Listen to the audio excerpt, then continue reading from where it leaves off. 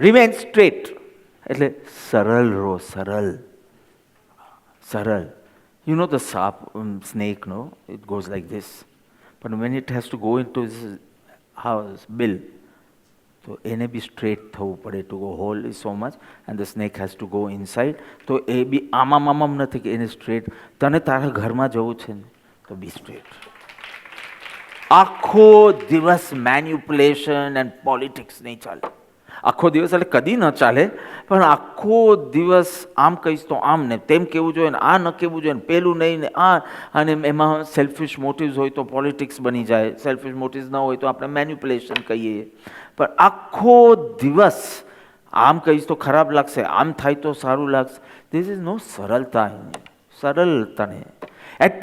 At least શાસ્ત્રમાં લખ્યું છે, એટલીસ્ટ ખાસ વિદુર નીતિમાં લખ્યું હતું, એટલીસ્ટ ઉપકારી સામે તો સરળ રહેજે જ દેવગુરુ. બીજું, ફેમિલી સામે તો તું કપટ નહીં જ કરતો. અને ત્રીજું, તારા ઉપર જે વિશ્વાસ રાખતા હોય એની સાથે કપટ નહીં કરતો. એટલીસ્ટ આ ત્રણ. હું તો કહું બધાની જ સાથે. હવે તમે બિઝનેસમાં છો, વ્યવહારમાં છો, આઈ અન્ડરસ્ટેન્ડ, પણ આ ત્રણ આગળ તો સરળ જ રહેજો. કોણ? ઉપકારી એટલે દેવગુરુ. ત્યાં કંઈક કૂડ કપટ નહીં કરતા, મેન્યુપ્યુલેશન પોલિટિક્સ નહીં કરતા. મેં પહેલાં બી કીધેલું, ઇનર સ્ટેટ્સ બતાવશો તો શુદ્ધ થશો. હા, ડૉક્ટર પાસે જાઓ તો કયો ફોટો આપવાનો? એક્સરેનો કે આપણે પેલો આમ કરીને ઊભા હતા તે કયો ફોટો આપવાનો? ડૉક્ટર પાસે જઈને ડૉક્ટર કે ફોટો બતાવો, તો કયો બતાવશો? આમ વાળો કયો બતાવશો?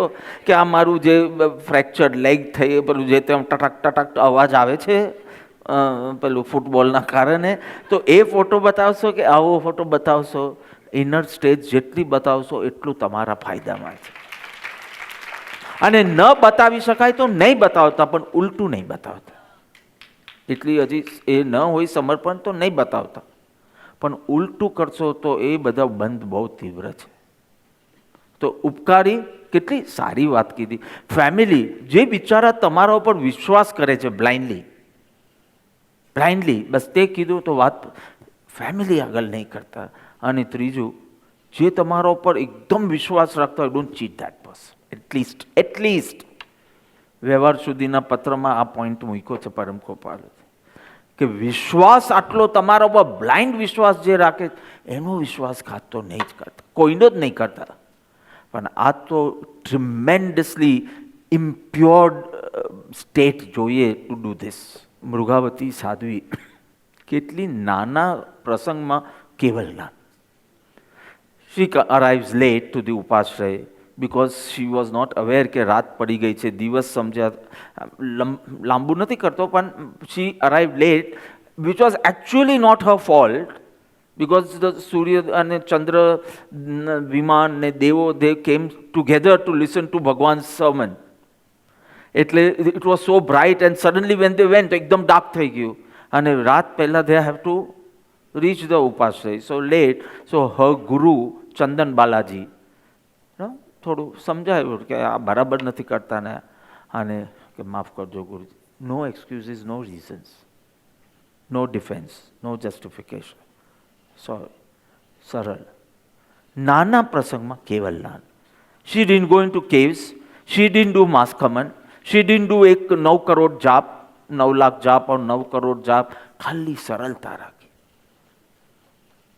તો નાના પ્રસંગમાં કેવલ જ્ઞાન થાય.